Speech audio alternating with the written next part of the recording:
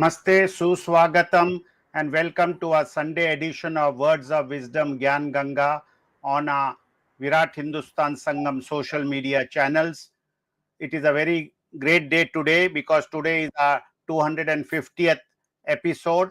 What started during the COVID on Ram Navami Day on 2nd of April 2020 as a daily program, Gyan Ganga and Words of Wisdom with Dr. SUBRAMANIAN SWAMY is now 250th episode. Today is our 250th episode, and earlier on we were a daily program till the COVID got relaxed, and then we converted into a Sunday program at 8 p.m. I have to thank all our viewers, our guests, our team members, and our panelists for growing viewership across the globe in 120 countries and more who watch this program every Sunday. So without wasting much time, we have a very interesting topic today, consequences of Donald Trump's victory for India. And this will be our discussion for the next 45 minutes. Dr. Swamy, as usual, will start with the opening remarks. And as you know, we have Ramesh Swamy based in United States. He'll give us a background and some figures and some issues that could be the consequences on the victory, consequences for India on Donald Trump resuming his presidency in 2025 in January. So with these words, it is over to Dr. SUBRAMANIAN SWAMY. Thank you, Jagdish.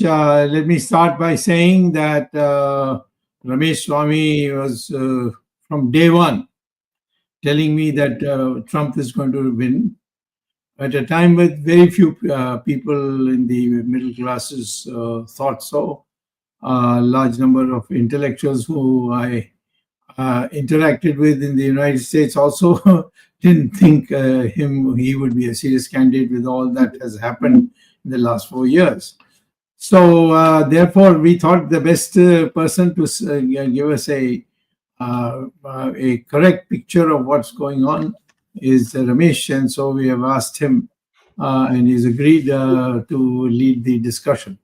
As usual, of course, I have a few points to make in the beginning and point out to you that, first of all, I think the first 6 months is going to be crucial, particularly starting from February to, say, July.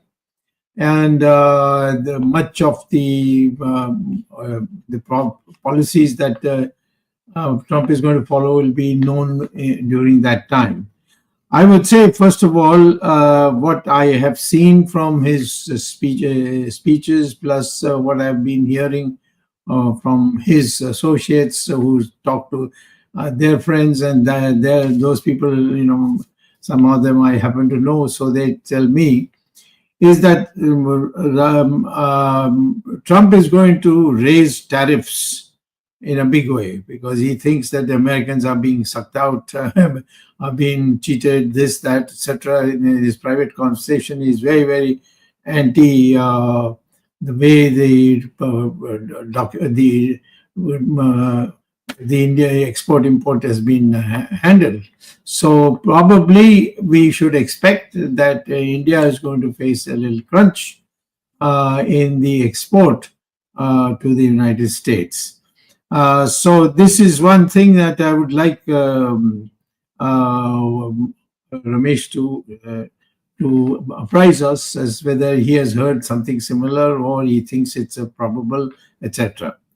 The second thing is that there will be a very sharp rise in restrictions on visas, and that Trump will not be able to make any special arrangement for India, although Indians generally produce very good technicians, mathematicians, professors, and so on, and there's a big demand for it. But somehow the undercurrent is that the American cultural system should not be so thoroughly diluted that it becomes unrecognizable. I'm putting it very gently.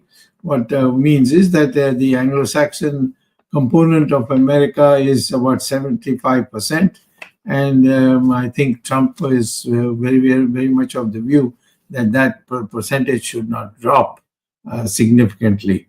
So Indian intellectuals and so on who had hoped to go and live in America and make a good killing, so on, that should be moderated, in my opinion, in the sense that we may not have such a easy access to United States for green cards and things like that. Of course, if you want to go as a tourist and all, there'll be just no objections at all. Then the other thing is that we may find very soon that the policies followed by the United States and the system we have in our foreign exchange, there are foreign exchange which is running around at 84 rupees a dollar. Remember, please, I want to remind you that when Janata Party gave up its office in 1978, what is the end of 79. At that time, we had left with India with 10 rupees to a dollar, and now it is 84 rupees a dollar, and we are expecting, according to experts in the United States, that the policies we are going to follow will mean the rupee will be about 95 rupees per dollar, and that will be a crunch for those who want to go to America from India. Another aspect is that I think that Trump will be much less friendly with India than before, because I do get a sense from talking here and there, and it's not confirmed, but I get a sense that he's a little cut up with Modi. Trump is a little cut up with Modi because there was you may remember Modi had gone to the United Nations, and then he decided he wanted to meet the President of the United States, and he called a meeting of the Quad, that is those four countries which met, and there all they discussed was only one item, and that is to some of these medicinal things for well-known people who purvey that in India, and that should be cleared by Mr. Modi, and Modi cleared it. And when Modi had planned to go to America became public, Trump enthusiastically said, "Oh, I look forward to meeting him when he's here." And for some reason, Modi replied, no, he was not going to meet him. That all came in the newspapers. I've re-looked at those newspapers, and I do find that is there, that this was, and it was not contradicted. Now, I think a man like Trump may not show it in explicit terms, but that has shown in the way that we have been. I mean, Ramesh might correct me sitting in America, but I do feel that there is much less enthusiasm about India than I would have expected in normal circumstances. There's very little reference to India, and even the meeting that is the conversation that is supposed to have taken place, nobody's clear whether it took place with whom and with what was actually stated. In fact, in India, we find suddenly the whole news media's coverage has now gone down to almost zero of Modi and Trump working together. There's hardly any reference to it in the media just now. Now, I think what we need to find out is the most important thing would be that which are the countries that Modi has, which are the countries which Trump has mentioned. And I find that he has mentioned China, he has mentioned Pakistan, in his one of his main speeches, and even he has referred to Bangladesh. So I have found hardly any reference, unless Ramesh corrects us, to India and how United States and India are going to be working together from Trump himself. So I would say that knowing the ego of Mr. Popularly known views about how Trump reacts of personal insults and so on, or what he considers as personal interests or insults. So I feel now that we are going to have a period of some coldness, and unless we handle this Indo-US relationship more carefully, in which we can't play on both sides. We can't go to be with Russia, and we can't be at the same time with the United States. We can't be with China. In fact, you see, the world knows, Indians don't know, except few Indians like myself who have done independent research. A lot of land has been ceded to China, and it is being we have been falsely told that we have come to an agreement on the border. In fact, Depsang itself, which is a very crucial area which divides India and China, that part the Chinese have been allowed a big chunk. So then in other parts of Ladakh, where China, which had encroached on that land, there's been hardly any withdrawal of theirs. In fact, they have forced India to a new no zone, the no zone areas, where India has gone further back from what it was. So the Chinese also went back, but the Chinese have occupied Indian territory and went back, and it's now become a zone free. So I think this also goes around the world, and we are increasingly appearing to the world as a weak leadership country, which can be pushed around. This, in my opinion, is going to put us in a great difficulty in dealing with Trump. Over to you, Ramesh. These are my initial comments. Thank you, Dr. Swamy. Thank you, viewers. Hello, viewers. It's good to be back after a while. Dr. Swamy, last week was pretty exciting from the U.S. election standpoint. Many of the pundits did not predict the kind of victory that Trump achieved today. They said, oh, the election is going to be too close to call. We might not know the outcome of the election for more than like 15 days, 10 days, leave alone the nonsense that we deal with the way elections are conducted in America. That might even take a whole day, but we'll not discuss that today.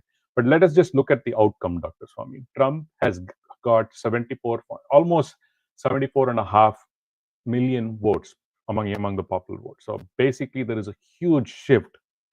People have voted in large numbers for Trump. Even the pundits, so-called psephologists, are stunned. But I was very clear from day one that he's going to get a victory and an landslide. Very basic thing, Dr. Swamy, the economy and the border was a huge issue for America. And the Democrats had only one policy in their hand, which was just say, hate Trump. I think that kind of worked against them because they didn't have anything to counter, because the people were really looking for, okay, it does cost me more to put food on the table than I was 4 years ago when Trump was there. Whatever be the case, COVID and all, we can give you 10,000 reasons, but at the end of the day, Trump's messaging to the people went really well. And the third, of course, is some part of this, all this woke agenda being all those things. Those are all having a lot of impact on different classes of society. Healthcare is an issue. But overall, Trump's messaging was more effective, and that's why you could see that in the outcome. In fact, Trump broke through what we call as the blue wall of Michigan, Wisconsin, and Pennsylvania. He won all the 3 states. So that has sent shockwaves among the Democratic establishment. In fact, in New York and New Jersey, Dr. Swamy, Trump lost by only a mere 5 or 6%. So another couple of percent here or there, next time, New York and New Jersey might also become a swing state, because the margin of error typically statistically is about 3-4%. So he's just outside the margin of error. New Jersey again voted extensively. The other big point is Kamala did not win the same amount of votes. She has not won a single county, Dr. Swamy. She did not gain more votes than what Biden did. So that shows that the support is slipping rapidly, even though the Democrats were trumping, pun intended, trumping up the issue of abortion and other things. The people said, okay, economy comes first. Yes, that is also important for a lot of people, but economy comes first. Now, I want to delve into the Indian American voting percentages, Dr. Swamy. Indian Americans constitute about 4.6 million population-wise. Roughly, I would say about 2 million, 2.5 million vote. They have been traditionally supporting Democrats. For example, when Hillary Clinton ran, 84% of the Indian Americans voted for her. Okay. Then it went down to about 68, 69% for Biden. And for Kamala, it has dropped even further to 60%. Trump got about 22% of Indian American votes back in 2020. It has jumped to about 31% now. But there is a caveat here. The old horse of Indian Americans still voted Kamala, but the young generation, and in large numbers, I'm talking about 30 and below, have moved to Trump significantly. And even more among college, 18 plus, that 18 to 25 range. So there is a shift even among the Indian Americans. The 30 plus people, the old horses, still think that they want to go Democrat. But the less than 30, things like that, people who are, parents who have just have kids, so they are bothered by multiple issues. As I said, economy is one. Second, what's getting taught in schools, the culture in general changing. They are afraid of all of those things. This, even though a lot of the Indian Americans are kind of right-wing in India, but they're left-wing in America. So I don't understand this dichotomy, but it is kind of strange that a lot of people have this kind of an understanding as far as the Indian Americans are concerned. Indian Americans are about 20% of the all Asian American population. Okay, so it is rather surprising that the Indian Americans chose this kind of a pattern, but I think they're moving towards a more balanced approach, or they have moved toward the thing. But still, a predominant support for Indian Americans is towards the Democrats. This might have a slight impact. We don't know how far it's going to go, but we'll have to see as we move forward, because the community is the richest community among all, even including whites. We are, including white Americans or Caucasian, we are the richest community per capita income or annual income. We are the number one. We are the second largest minority after Mexican Americans. So I think in all of this, Dr. Swamy, shows that we should have a significant strength or a call that we have to have a seat at the table, but we have zero. We are not together. We're not organized. We still have the same itty-bitty fights, and so even though it's happening in little pockets, but I think the Indian Americans' biggest loss, in spite of all of these strengths, is we are not organized, or we don't get together. But if you look at the other three communities, Hispanic Americans, men have shifted significantly towards Trump, and Trump has acknowledged that, and he's going to take some and help them or support them. Indian Americans have not taken advantage of being what we are today. So I think it's challenging from the Indian Americans' perspective that we are not well organized. We don't have a single vote. We don't have an organization, right? So we need to come together. Even though there are multiple, there is no single voice. Surprisingly, Dr. Swamy, League of Arab Americans supported Trump. They openly came and endorsed Trump in Michigan. And a significant shift in that vote has also helped him win in Michigan. So these things matter. These things really matter, whether they voted or not, but they put their bet behind Trump, and Trump won Michigan. And in Wisconsin, the Arab Americans there, they have supported Trump. So there is going to be a lot of advantage for that kind of a community. But India law, as far as I would say, Indian Americans failed to do such a move, or rather, they'll say, okay, there is an association of Indian Americans, but they have like, even though we are only a small number, we have more organizations, I guess. But we need to get together, get our act together, the Indian American community. This is just a way I think going forward we should think about it. Because if you look at the Republican side, the number of Indian American origin candidates were also more on the Republican side. I mean, significant person being Vivek Ramaswamy. Tulsi has her own thing. I mean, I'm not denying that Kamala has her Indian roots, but I think they have made a significant impact. And I think Indian Americans should have a better say and seat at the table. Now, coming to the issue, Dr. Swamy, you mentioned about China tariffs. I strongly feel this is a negotiating tactic. Trump is very transactional in nature. What can you give me so that I can give back something to you? Okay, this is my stand. I'm going to impose 100% tariff on everything. So now what do you say? Whether he's going to, I don't think Trump is going to impose 100% tariff or 40% tariff, like what they claim. But at the end of the day, he's just going to use this as a negotiating tactic. But I see this China tariff issue a huge opportunity for India. There are serious big corporations trying to move their manufacturing to India, move their sourcing from India. But if India acts prudently, and if we can show or demonstrate to America, because at the end of the day, Trump is not just going to say, I'm going to buy more from you. That's not going to work. He say, okay, you are not, India's trade surplus with America is so off balance that Trump is going to come heavily down on India and saying that you're not allowing me access to any of your markets, but you want America to be open to you fully. Because if the tariff can also have an impact on India, because Trump will say, okay, I don't see the balance in our trade, so I'm going to impose tariffs on you. That will have a significant impact. You mentioned one thing about the visas. Will have a significant impact on our software exports, essentially. Because India has about 106 billion, 110 billion dollars worth of software exports to the US. I think that's going to have a major impact because if Trump turns his eye on it. So we have to be careful. India needs to acknowledge that. And plus, we have about 10, 12 billion. Everything else is small, Dr. Swan, because diamond exports are about 10 billion.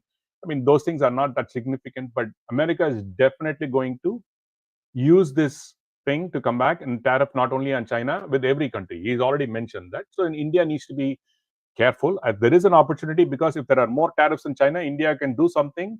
But India needs to also be ready to negotiate with Trump because he's a transactional guy. You can't just somebody just waltz around and some bureaucrat cannot go try to dance around his tunes. It is not going to happen. I think India needs to be very clear who they're dealing with. This guy is a businessman. India is going to have a tough time because his selection of people around that also is going to be according to his tactic. India again has a lot of opportunity because US also depends on China on a lot of things. I think India has opportunities, but it needs to open up more. One thing that I have a kind of a fear because I've been reading news that yesterday even the minister said that the auction for satellite broadband, it's not going to be an auction, it's just going to be a contract or something like that. I don't think that's a good move because obviously Elon Musk is going to put the pressure on Trump and Trump is going to ask for India saying that open up satellite broadband. And at the end of the day in the world, there are only one and maybe two in India. Raghavendra, I'll address your question a little bit later about your Elon Musk starting a Tesla plant in India. There is an opportunity, okay? There is an opportunity, but there are other significant issues as to why you can't just start up a manufacturing unit in India. Because Elon Musk is very much like Trump. He just you give me an area and don't ask me what I'm doing there. That's not going to work well with India. So that's a different tactic. It's difficult to manage people like Elon Musk, even though he's brilliant and he's done excellent things for America. But coming back, so these are the challenges that India will face in terms of tariff. India is not going to have that much an impact on immigration, but yes, of course, the visa is still going to be an issue. We don't know where it's going to go. Because I've been talking to a friend of mine who's a professor in one of the largest universities in America. PhDs, doctorates who graduate from the US are not getting visas. They're going away because they're saying the wait list is about 10 years to get a green card. So this is going to have a significant impact so far. But Trump, incidentally, in one of the speeches mentioned saying that anybody who's got a master's degree or a PhD in American university, I don't care which country they are from, they should be given an automatic green card when they graduate. So there is a positive silver lining to this because that number is very small, but he's very clear. That kind of a talent should not go away. I want to harness the talent. He says, bring those people, keep those people in America. So that could be a positive silver lining for us.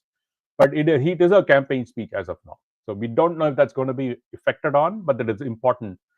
And yes, I don't know who this Facebook user is, but Trump cannot restrict the USIT. That's not true, because please try to understand, visas are still a challenge. It's a lottery today. So I don't think that statement is very true. And any changes to the immigration policy is going to be through the Congress, and Trump has got a pretty good hold on the Congress today. Hopefully in another week we would know if he also got the House, because he's got the president and the Senate. It's a matter of time before the House, and if he gets that too, then it is his way. Please, guys, please try to understand, because that's how those kind of things work. The other sector is defense, Dr. Swamy, with India facing these significant challenges with China and the border. Traditionally, India has never gone and asked for any help from any other country. Maybe once or twice, maybe you had asked about through Israel or something like that. I think it's going to be an issue, because US perceives China as a huge threat. And China is flexing its muscles, be it Taiwan or anywhere else. Even in India, of course, they've occupied so much of territory. And as of yesterday, again, I saw a news item that said the so-called agreement with Modi is really not happening because China is pushing back. So it's not happening. So I think India needs America. In what kind of a relationship in terms of defense is going to be a question. One positive side to this is, again, because US is looking for partners to source parts. Basically, let's say a big Northrop Grumman or huge contractors like here in military side, they might be looking for manufacturing facility in India. Again, I see it as an opportunity, but the terms of what those opportunities are is going to be, as usual, America is going to say it will be on our terms and not on your terms. So that is something that we need to look at. We don't have America is not like, typically America, when it gives kind of a support, military support to any country, that country is pretty much kind of becomes a slave. I think India luckily has stayed away from it, because I think India has predominantly been strong and self-sustaining in its military, because it's always focused on building a strong military. But we just have to see. But we don't have modern weapons. You have already highlighted this multiple times. I think India has put its fingers on all of those places. Related to defense, I think the Ukraine-Russia war is going to have change the landscape of the India-US relationship, because Trump is anti-war and is very strongly committed, saying that Russia will have to come to the negotiating table, and if not, there's going to be severe economic sanctions, more economic sanctions on Russia. So that will impact India. Basically, India imports a lot of oil from Russia today and sells processed downstream process like petroleum products to European countries. That might, because Trump might import a tariff or some kind of restriction on those things, then it'll have severe impact on India. Because India's largest dependency today for oil is Russia. So if something happens, then that might have a huge negative impact on India. Obviously, downstream prices of gas in India or petrol in India would have an impact of that, because India did not open up other sources. The other thing is, if you look at Iran, even though we don't have energy trade with Iran, but we do use their Chabahar port. So that might be under, again, scrutiny, because India uses that port extensively to deal with Afghanistan and other countries there. That might have a impact, because Trump is going to come really strong down on Iran. He made it very clear. So literally, he's going to make zero trade with Iran unless they, completely shut down their nuclear ambition. So that will have an impact on India. This is some important thing. And you did mention about Modi kind of snubbing Trump, and that is not good. Trump always remembers these things. We'll have to see how that plays out. That's not a good tactic. You should have not adopted that. In fact, Zelensky, even though he came to the same meeting in UN, he made sure that he met Trump. Maybe he would have been pressurized not to meet him, but he didn't care. He still met. I think India should have taken that stand. Obviously, the External Affairs Ministry run by bureaucrats. They always want to CYA, so they only think of covering their own hind rather than looking at what a strong policy is. So, because I know historically, when Indira Gandhi was also asked to do the same thing, she put the foot down and she did whatever she wanted. And so I do understand there is a mystery, because India has stood by, as a prime minister should have stood. But instead of listening to bureaucrats today, we are kind of in a wrong place with soft ground, as far as I would say, is listening to a bureaucrat as to how these things have to be handled. He might talk smoothly, he might do all of this nonsense, but at the end of the day, Trump is not a normal politician. I think they have to put that in their mind, because you cannot predict how he will move, because he is a pure transactional, what's in it for me, typical American attitude person. So we have to be, he's a businessman to the core. He doesn't care for anything else. He just says, what's best for America, I will do. So India should have no notions of jumping in and saying, I'm going to get something out of this. You'll get zero. Expect zero, get one. That's what I would say. Because Trump is going to say he's going to expect 1,000, he will get 100. So this is where India needs to think how US will negotiate with them. I'm not saying they don't know how to do this, Dr. Swamy, but the new order today is, this is what I perceive where America is going to look at. In terms of, again, coming back to slowly to the tariff part, India, if they're not sharp enough, smart enough, and quick enough, might lose the opportunities, which might actually go to Vietnam, Bangladesh, other Far Eastern countries, because they're ready to do anything for him. They would be more than happy to do, because that's what they want. They want money. So they would open up. So if India is not sharp enough, smart enough in doing those negotiations, India might lose its opportunity there. The mention of India, yes, Dr. Swamy, he did not mention it explicitly. Maybe we might know in the next few weeks or so. But for me, the way I perceive it today, yes, he has spoken about Iran, he's spoken about Russia, he's spoken about Ukraine, he's spoken to prime ministers. Yeah, India is there, but it's like this, Dr. Swamy, Trump cannot ignore India, or India cannot ignore Trump. But it is not a priority today. This is what this is my perception, that it is not a priority today. US has its own internal issues, because our biggest problem is the border. Surprisingly, a huge inflow of this border, majority of them being from India, from Gujarat. So that's exactly what the report says. I'm not building this up or saying this as a thing.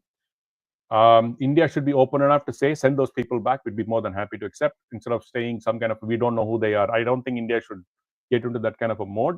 They are going to be kicked out, and India should say, okay, what do you need from me to make sure that those guys come back? That is a good tactic for India to adopt and be on Trump's side, rather than feign ignorance or I don't know, I'm not going to support you. One of the biggest issue that I see, Dr. Swamy, is this Nijjar issue.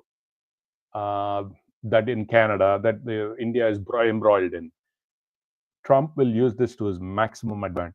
I'm telling you this very clearly. It's not going to go anytime now. It is a significant issue. Even though Trump hates Trudeau in Canada, anything that to his advantage, he will not, yes. And we have to understand that. And as one of the viewers just said, that Trump bullied India to give away medicine. Yep, trust me, it's not going to be easy with them. So we have to understand that. But I feel that it's an opportunity. India has a huge opportunity, especially in what we call as drugs manufacturing. China is one of the largest supplier, but unfortunately, China is also the largest ever supplier to the world as far as the raw material is concerned. So the tightrope walking does happen, but in essence, Trump does see India. He still has a very good soft corner for Indian Americans, because the amount of people that he says, the rally they had in Texas, he still, he still has good memories of it. But I think India should be very careful in, in treading waters right now where we are, because of the problems that US is facing internally, and Trump hates the wars that are going on, and the amount of pressure he's going to put on Russia and other countries that are involved, and wherever, and India's direct impact on it, and China, of course.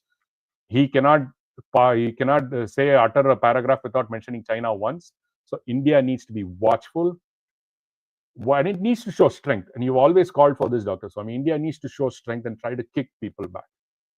And we need to push this forward. And unfortunately, India is not showing a backbone to that yet, because we're still trying to do something different. But how we do it, it's up to the bureaucrats or leadership to decide. But I think we need to show our strength, because if US has to support India in its, so if there is an aggression by China, India has to show that yes, they are ready to win or ready to fight. US will never support a group that is too weak. Even in Ukraine's case, even though Ukrainians, so many people are dying, but what do Ukrainians do? What is Zelensky sending more of his people to die? that willingness, whether it's futile or not, he's not going to send a single soldier out, Dr. Swami. Let me be very clear. If something goes on between China and India, he might support you, but unless you show the will and the power to fight. So India needs to be aware of that. And if they come up with that kind of an understanding, then India has an opportunity. So these are the points that I wanted to mention. I think you had asked me some of those questions. I hope I answered them. So if there are any, then I'll be happy to answer. Well, one question, Jagdish, let me ask him one question. We are not an ally of the United States militarily. Absolutely. We're not. Why should the United States come if we are going to, you want something free of charge? No, the Americans are the people who are very clear. They'll say, put your money where your mouth is, you see.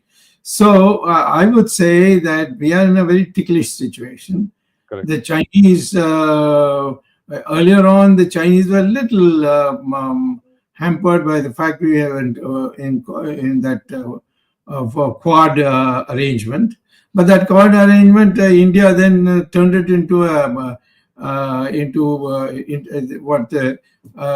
environment issue, not a military issue. So United States is not going to come to India's help in a big way, in a sensible way, in a very critical way, unless we are an ally. And we are not an ally. We want to be ally with everybody.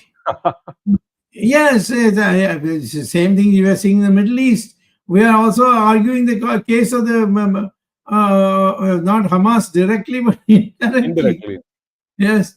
What is the meaning of this, you see? Yeah. Iran may be fighting with Israel, but the fact is Iran is a Shia country. And it's a one only country which can take on the Sunnis. And Hamas is Sunni. And these two have come together. They're not going to stay together. So we must, have a policy by which we get more friends in a real sense. Oh, I have these foreign ministers, foreign secretaries, all are going all over the world and producing what? Not a single thing that has come out. Modi went to Ukraine. What did he get out of it? In fact, by going at the late stage, he got a lecture from the president of Putin. Not Putin, but he got a lecture from Zelensky too. Also, telling him that now you are coming. What is the use? You should have come in the beginning. All this, their president gave him a lecture, and he came looking silly. Of course, our newspapers will never produce anything except what Modi tells them to produce. So general public through the media have not known this. But those who are experts, you see, in the country know it. And then that starts slowly filtering down.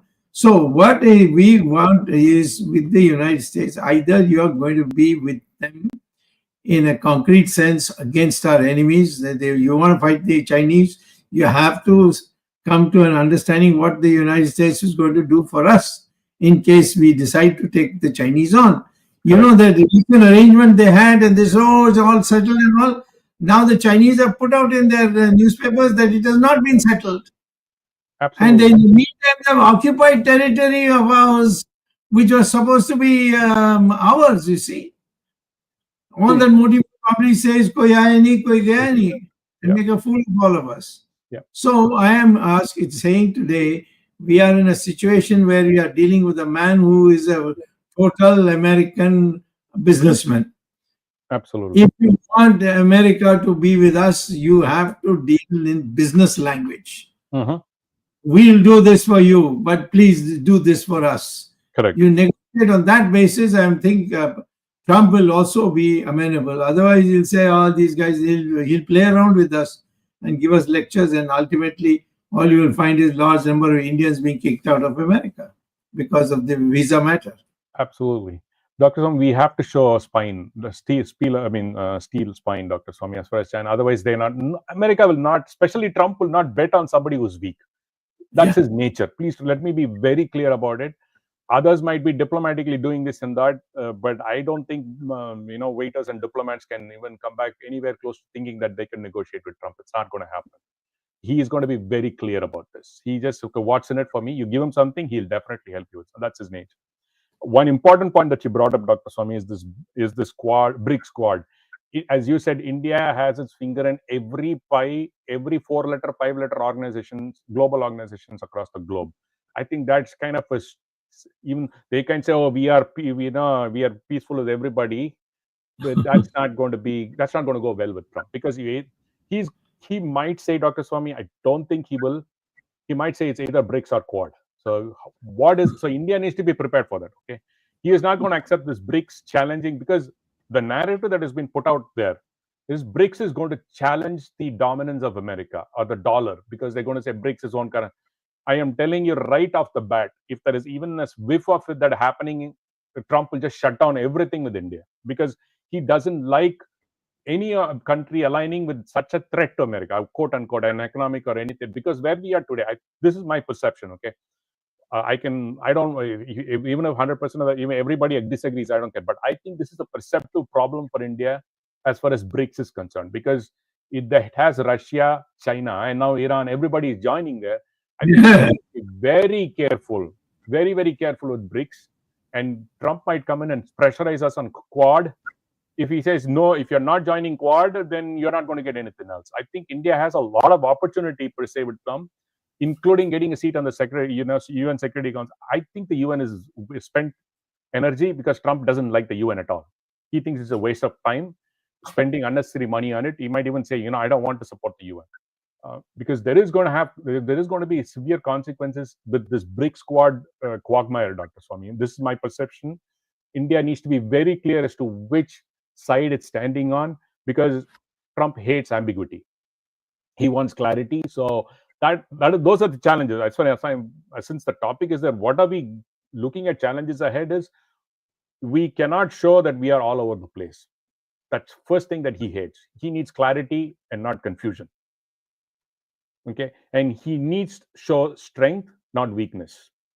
He needs to see strength and not weakness, and willing to negotiate on an equal footing, not just sit back and say, we will not do anything, but you give us everything.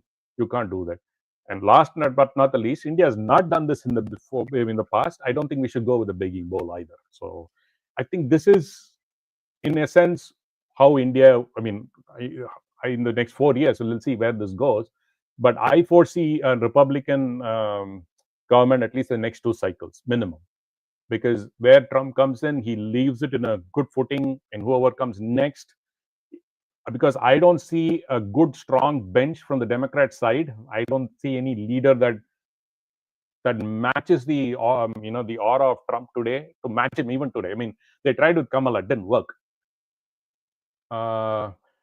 Viewers, I do see, you're mentioning we don't need the US economic engineering, but you have to understand India's dependency from US is so huge that India cannot afford to ignore America. Please, you have to be cognizant of this, because all these guys, IT guys sitting in India, you don't have a job if India shuts its thing to you. So please try to understand that India, this kind of grandstanding, saying that I don't need you, you don't need me, doesn't work these ways. Please, there is no requirement for a grandstanding. We have to be clear what is pragmatic. We have to be pragmatic in our approach, and that's what I think would take this thing forward. Arvindji or Jagdishji, you muted, huh? Jagdishji. I have a question, Dr. Swamy, for you and Ramesh, who is based in the US, especially what's happening with Israel, the Hamas, the terrorist attack. And we have heard some speeches after he won the elections on a strong statement on Israel. So from both of you, a quick, perhaps one-liner, two-liner, what will be, after Trump takes over, his attitude towards this terrorist organization of Hamas and Iran and all this support, and on what will happen with the ongoing thing with Israel? Well, let me say this short sentence is that India still is going and telling Israel that yes, we are our people are all very sympathetic to Israelis, and we have a but we also need to look into the question of the Muslim community, and we will have to balance our statements. This is what they are doing also. We are not supporting Israel wholesale. and particularly after the October 7th, there's nothing to discuss. Either Hamas apologizes for what they did in a concrete way, or they should be eliminated from the earth. So how can you start balancing these two? Yes, there are a lot of liberals who are talking about balancing the two. India, if it wants a friendship with Israel, they'll have to go all the way. And if they want to play a role which will be appreciated by neither side, then you can say a little bit of this and a little bit of that, which is what we are doing today. But what will be the Trump administration attitude towards these two issues of Israel and Hamas? I think Trump will go wholesale with Israel. Absolutely. He's already made that also very clear, Jagdish. He's saying that Israel has to finish the job it started. Essentially, that's what I would say. That's what he was expecting. That's what he will do with. But because Jagdish, as I said, what is very unique about the election is the Arab American community backed Trump, means there is something going on. You have to what is the significance of why did they never ever supported ever? I'll tell you what the significance is. Iran is a Shia country, and the Sunnis have never accepted them. Correct. And all these big countries of Arab area, none of them is participating in this war. It's only that idiot Hamas and Iran. There's nobody else who's come in support, because they don't want to enlarge the hold of Shias. And I wouldn't be surprised from whatever information I've been getting here and there, that it's only a matter of time before Iran suddenly goes to Israel and says, let's have a peace treaty. Otherwise the Sunnis will finish them off completely, and Iran will no more be a Shia country. Before Arvind takes the next question, Ramesh, this question is directly to you. It relates to a lot of other questions which have come in the comments box. One, people of Indian origin, especially people who are holding Indian passports, who are in America, and those who want to go to America, they have one fear: whether the regime change will be a conducive atmosphere. I'm putting it in very simple words. You have touched upon it. Whether it will be a conducive atmosphere for Indians to get visas and come to work in America, or stay and work in America. This is a big question. Our younger generation, from all the questions which have come up, they want to know what will be the treatment to them. Jagdish, at least let me be blunt first. I think the first 2 years is going to be tough, because Trump promised, even Dr. Swamy mentioned this in the beginning, it's going to be a tough 2 years for the immigration side, because he wants jobs to be created in America. I'll tell you how this can happen. Let's say if an Indian company says, I want to set up a plant in America and bring manufacturing there, and there could be some negotiating back and forth on it. But it is going to be, the next 2 years is going to be difficult. But, as I said today, even extremely qualified people, I'm talking about PhDs who graduated from the top universities in America, are not getting their visas processed. So they're all going away. So in one significant approach, a lot of the universities are sending these people to Singapore and say, but Singapore has an easier relationship with America in terms of visas. So they're saying, okay, at least from a travel visa, it's not difficult, because in India, you can't even getting a visitor visa these days is very difficult. So they're moving these highly qualified professionals to corporations that hire them. They're placing them in Singapore rather than in India. So this is a disadvantage, because these are the things that they look at. They want quicker solutions, but I don't think this is going to be solved very quickly yet. But at least for the first 2 years, it is going to be difficult. Arvind? Yeah, thanks. This Ramesh and Dr. Swamy has already mentioned all the dimensions of the Indo-American relations in days to come.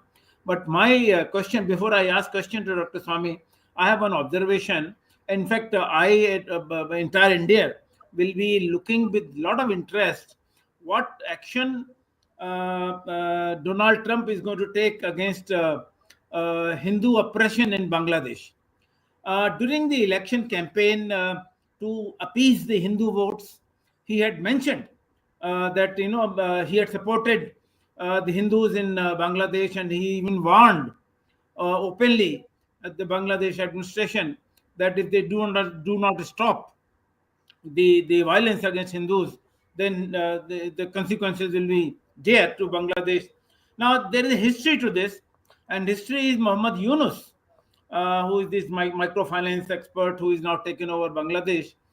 He opposed Trump in 2016 election when he fought against Hillary Clinton. Not only that, symbolically, he also donated money to Clinton's campaign, and whatever that means.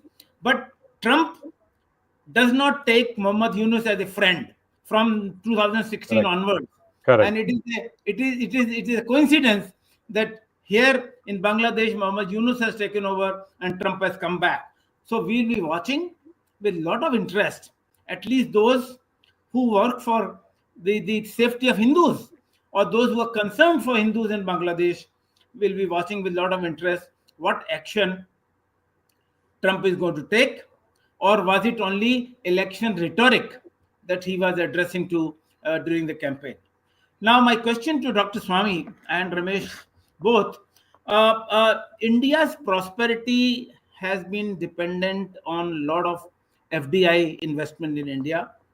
And my question is first, whether India-US trade will grow in the second inning of Donald Trump, or whether FDI from the Indian Americans or American companies, which was significant in India.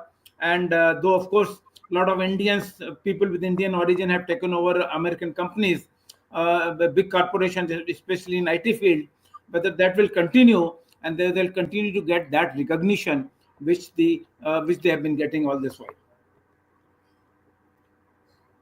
Yes. You go ahead, Dr. Swamy. Ramesh, you want me to go first? Yeah, go ahead, sir. Just go ahead. Yeah.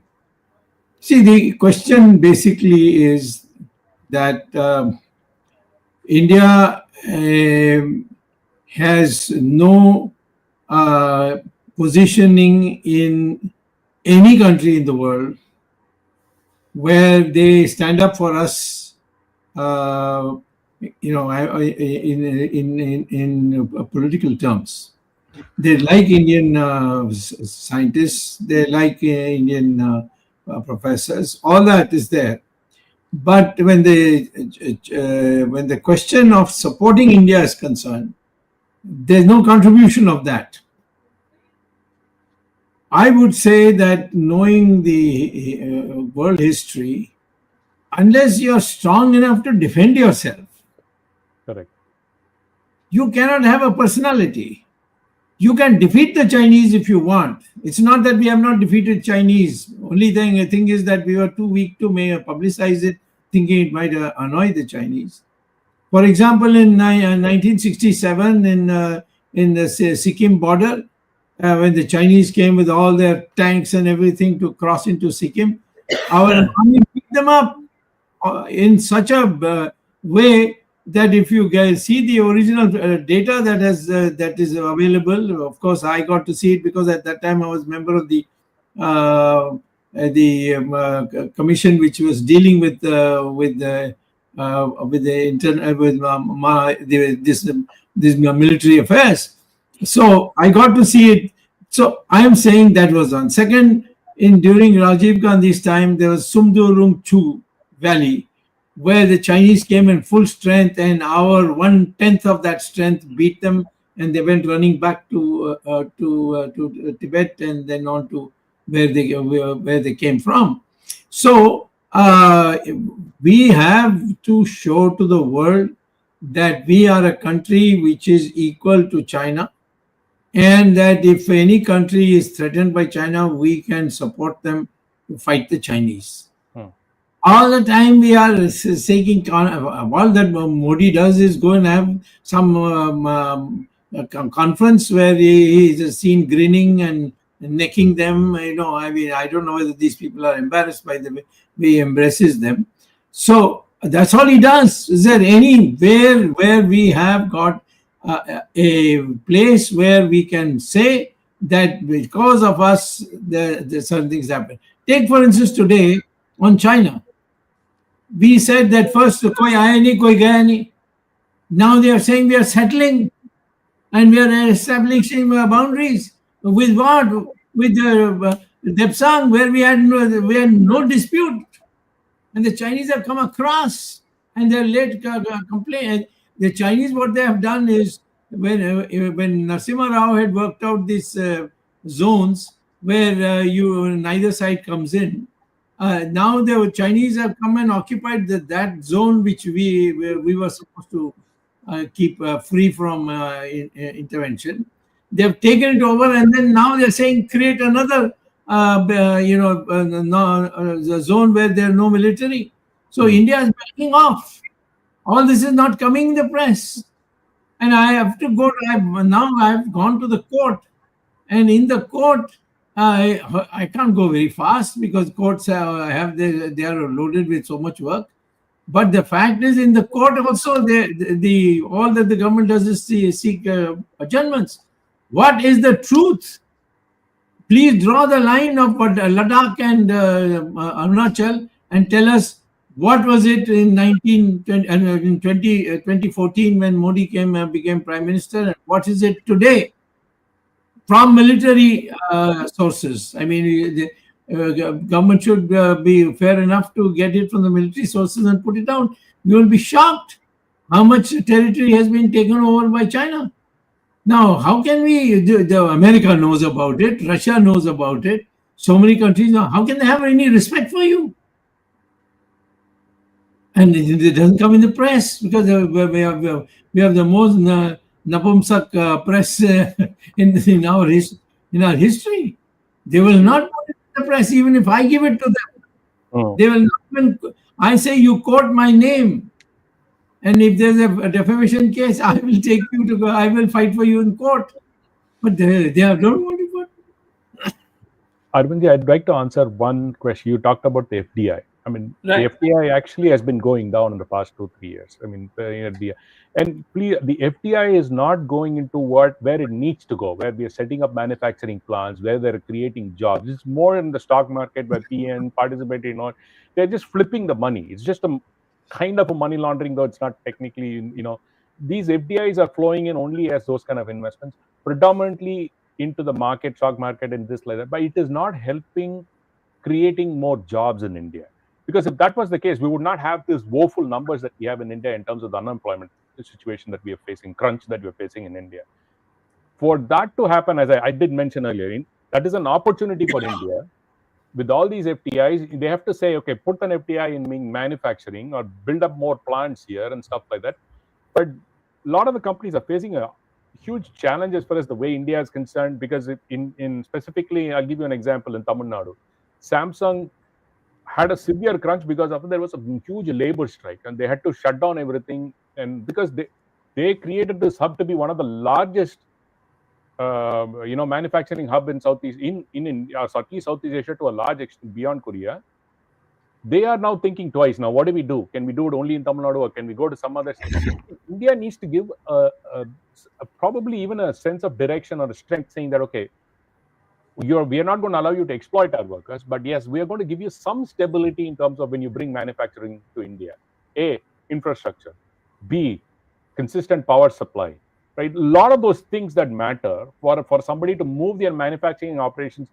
Dr. Swamy has been saying this time and again, this being a professor, the skill set availability is unlimited in India. There is no question about the skill set availability in India. It is a question of harnessing that skill set and giving an environment for companies to set up a plant in India. For example, Apple created one manufacturing, Tata created a facility, there was a fire, then gone.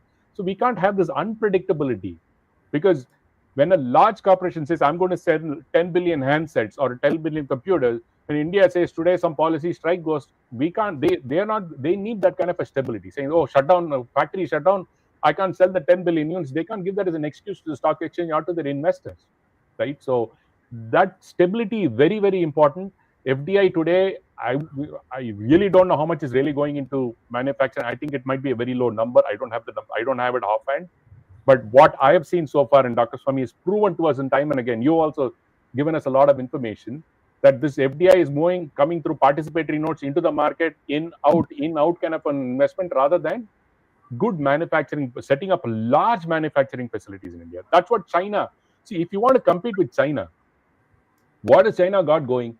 Enormous funding by the government to set up factories and give them, even though they're so-called communist country, they're the most capitalist country in my view. At no cost should the business or manufacturing suffer. Everything else is politics. But when it comes to that, the Chinese government protects whoever is the promoter, half of them their own government, but at the end of the day, they don't allow labor laws, all those things are a little bit loosey-goosey, but don't stop manufacturing. Because that just brings me to a point, Dr. Swamy. This brings to the tariff. China will not say, I'm not going to negotiate, because China's largest market is America. If China says, I'm not going to negotiate on the tariff, then they pretty much have to shut down most of their factories. I don't think they're going to do that. They are sensible people, and Trump also knows this. So that is a very significant. India should use this as an opportunity to prove to Trump or to the US government, saying that we will give you the facility, you put the FDI here, or show the investors saying that you don't have to put only in the market to make money. We are giving you, we can prove to you that we have the wherewithal to set up large factories. Again, crony capitalism is not going to work. Just give it to only one or two people. Every manufacturing facility goes to one of these Adani Ambani groups. It doesn't bode well in an international standpoint. And again, auctionless award of spectrums. These things should be India should stay strong. We have such a roaring economy. B, we have such an excellent skilled workforce globally. Which is sought after globally, and we can stand on our own. But the biggest disadvantage is political will. And Dr. Swamy has said, be it defense, be it economy, right? Anywhere you go, that political will and the guts to take strong decisions is still something that we need to think about. This is my view. Okay, just one more comment, and Dr. Swamy can also answer. General impression is that the Biden-Kamala Harris regime was not so friendly with India as the earlier Donald Trump regime was. Correct. Do you think with the coming back of Donald Trump, India will gain better chances for prospering? I think I answered is he's a businessman. So if you negotiate well, it'll be better chances. It's not a question only of us negotiating. If some other country offers a better deal in which India stands to lose, Trump won't hesitate a minute. He'll go with them, or he'll make you lower your prices, something or the other. I don't think there's any great love for India. Right. He's a total businessman, and he's cold-blooded. We have seen him. He has come through all these court cases. It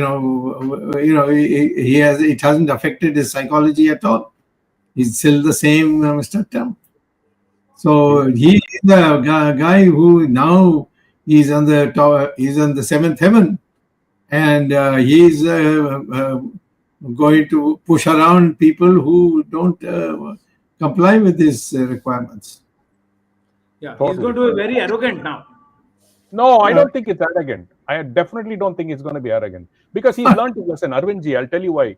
He survived his attempt on his life twice. He's more humbled man internally, but very strong-willed, strengthened by who he has faced. Okay, he has seen this.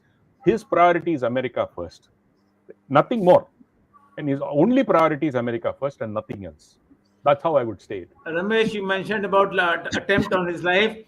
Not that I subscribe to this view, but there's some the astrologer in India who has said that between now and January, there's still 2 more months to go, and he has predicted that there may be some more attempt on his life.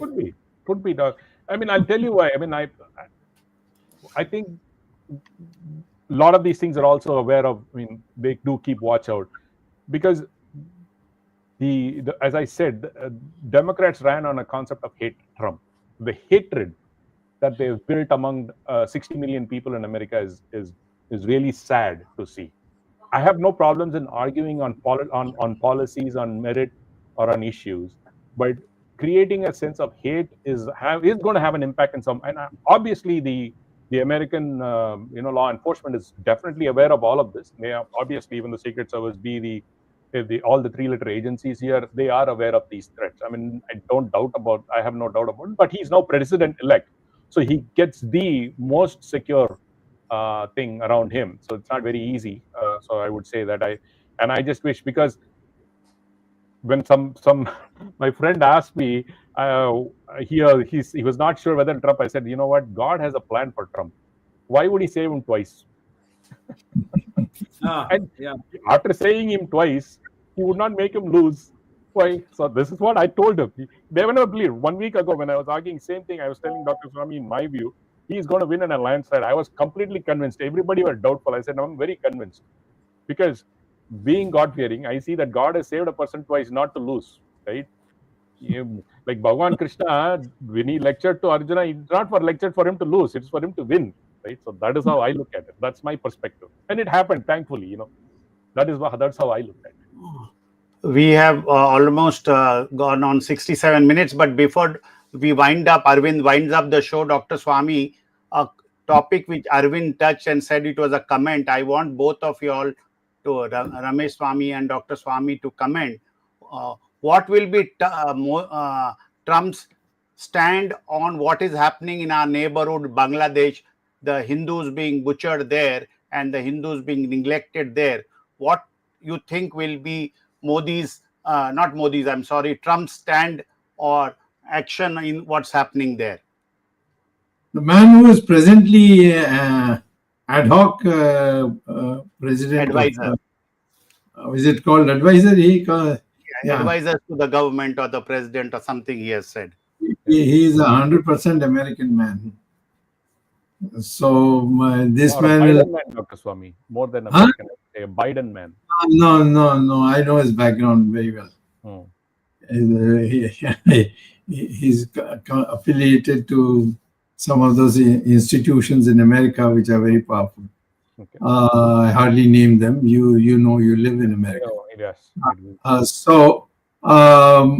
And he's a scholar, and he's been accepted. He's functioning, and I don't think that Biden would at all find it difficult for these people just to become his entourage. So therefore, I don't see any change in Bangladesh other than the track that they've been going on, and there's nothing for India in that. Certainly, for the sake of general opinion, the Indian minority who are chosen to live in that country, they will be provided sufficient protection by people from the administration of Donald Trump. Arunji, I think Trump is very genuine when he said that he is outraged by what's happening to the Hindus. We would definitely see something happen because he's a very genuine person. That way, his sentiment that he said in a video and a tweet message is very genuine. I think we're going to see something happen. Bangladesh is basically a military junta running today, so they will be put in their place very soon. This is my opinion. Okay, Arvind. Right? Okay. Arvind, I think we have already overrun the time. It's almost 70 minutes now. And now he is not even formally taken over, Donald Trump. And by the time he takes over, there may be a lot of discussions and a lot of debates on whether he's going to be beneficial for India as compared to his previous regime or as compared to the Biden-Kamala Harris regime last 4 years. And there are many other questions which will arise, and we will debate and discuss these things, whether India can become Vishwaguru with the help of Donald Trump or without Donald Trump, or whether India becoming superpower will be challenged or hindered by US regime. These are the questions only time will tell, and we'll continue to debate these issues whenever these kind of issues arise, and we'll take up this topic. Thank you, Dr. Swamy, for initiating the discussion on Donald Trump's future. We have discussed this earlier. We discussed. I remember we discussed when Biden-Kamala Harris regime took over 4 years back, and even in between with some experts. And every country has to have their own interest as a priority. So let us see what are the priorities for India government. Thank you, Ramesh, for giving us a lot of insight into this issue, being an Indian American, and this issue is important for us. We'll continue to discuss and debate these issues in time to come. Next Sunday, 17th of November, Dr. Swamy is in Prayagraj. We will not have this program, Words of Wisdom, Gyan Ganga, on 17th. Next program will be on Sunday, 24th November. And I thank the technical team led by Ashish Shetty, Swaminathan, Tejas Navalgul, Gadgi Rakesh, Ishwar Iyer, Ajesh Nair, and Gurdas Shetty. And thanks to the anchors, Ramesh and Jagdish Shetty. And we'll be joining you again on 24th November, Sunday, with a new topic, Dr. SUBRAMANIAN SWAMY, and perhaps a new expert. Thank you, viewers, for enabling us to complete 250 episodes of this program. It's a huge success. It's a very important milestone in our journey. Thank you very much. Till we meet next time. Namaskar. Jai Hind. Jai Shri Ram. Jai Shri Ram. Thank you. Thank you all.